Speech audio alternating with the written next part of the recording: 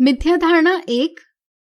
त्रिभुजों के दर्शाए गए युग्मों यानी पेयर्स में से कौन सा युग्म SAS सर्वांग समता प्रतिबंध के अंतर्गत सर्वांग सम यानी कॉन्ग्रुएंट है।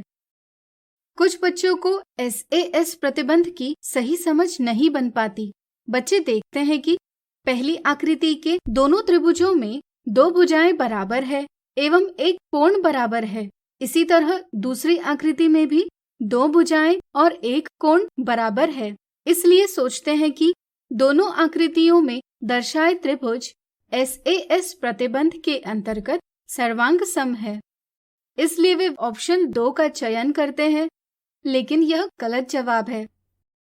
ध्यान रहे, दोनों त्रिभुजों में दो संगत भुजाएं यानी करस्पॉन्डिंग साइड्स बराबर होनी चाहिए और साथ में उनके बीच का कोण भी बराबर होना चाहिए। तभी हम कह सकते हैं कि वे दो त्रिभुज सर्वांग सम है। पहली आकृति में संगत भुजाएं बराबर है, लेकिन उनके बीच के कोण के बारे में कोई जानकारी नहीं दी है। इस आकृति में कोण B और कोण Y बराबर है, लेकिन वे दो संगत भुजाओं के बीच वाले कोण नहीं हैं। इसलिए यहाँ SAS प्रतिबंध का प्रयोग नहीं किया जा सकता। इसलिए हम यह नहीं कह सकते कि पहली आकृति में दर्शाए दोनों त्रिभुज सर्वांग सम है या नहीं। दूसरी आकृति में दर्शाए त्रिभुजों की दो संगत भुजाएं एवं उनके बीच का कोण बराबर है। इसलिए ये दोनों त्रिभुज SAS प्रतिबंध के अंतर्गत सर्वांग सम है। इसलिए सही जवाब है ऑप्शन 1। मिथ्या धारणा 2।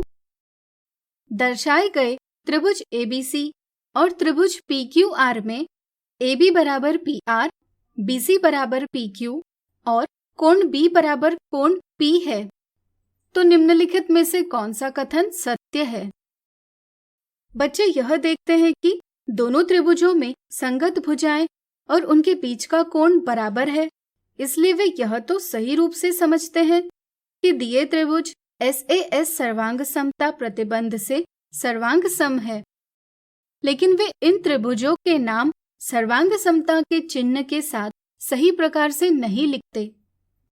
बच्चों को अंग्रेजी के अक्षरों के क्रम में त्रिभुज का नाम लिखना सरल लगता है, इसलिए वे इन दोनों त्रिभुजों की सर्वांग समता इस प्रकार लिखकर दर्शाते हैं, लेकिन यह एक गलत जवाब है। यहाँ बच्चों ने सुमेलन का ध्यान नहीं रखा है, इसलिए ऑप्शन 1 गलत जवाब है।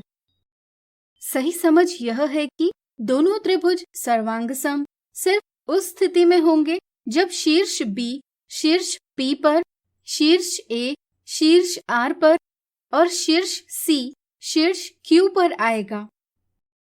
जैसे प्रश्न में दिया है कि त्रिभुज ABC और त्रिभुज PQR में AB बराबर PR, BC बराबर PQ और कोण B बराबर कोण P है, उससे ये सुमेलन स्थापित किया जा सकता है। B सुमेलन है P से, A सुमेलन है R से और C सुमेलन है Q से। त्रिभुजों की सर्वांग समता का संबंध सुमेलन को ध्यान में रखकर दर्शाया जाता है। जैसे यहाँ हम लिख सकते हैं, त्रिभुज CAB त्रिभुज QRP से सर्वांग सम है। इसलिए यहाँ सही जवाब है ऑप्शन 2। सुमेलन को ध्यान में रखकर हम सर्वांग समता का संबंध त्रिभुज BAC त्रिभुज PRQ से सर्वांग सम है, त्रिभुज ABC त्रिभुज RPQ से सर्वांग सम है, त्रिभुज BCA त्रिभुज PQR से सर्वांग सम है, या अन्य प्रकार से भी लिख सकते हैं। अब चलिए एक गलती देखते हैं। अगर बच्चों को पूछा जाए कि नीचे दिए त्रिभुज सर्वांग सम है या नहीं, तो बच्चे यह देखते हैं कि दोनों त्रिभुज एक जैसे दिखाई दे रहे हैं, इसलिए वे जवाब देते हैं हाँ, लेकिन ऐसा करना गलत है। ज्यामिति में किसी अवधारणा को मान्यता के आधार पर नहीं, बल्कि सही तथ्यों के आधार पर स्पष्ट किया जाता है। यहाँ दो त्रिभुज एक जैसे जरूर दिखाई दे रहे हैं, लेकिन वे सर्वांग सम है, यह स्पष्ट करने के लिए हमारे पास कोई उचित तथ्य नहीं है। इसलिए हम यहाँ कह नहीं सकते कि दोनों त्रिभुज सर्वांगसम है या नहीं। हाँ, अगर यहाँ हमें दिया होता कि दोनों त्रिभुजों में संगत भुजाएं एवं उनके बीच का कोण बराबर है, तब हम SAS प्रतिबंध के अंतर्गत यह कह सकते थे कि दोनों त्रिभुज सर्वांग सम है।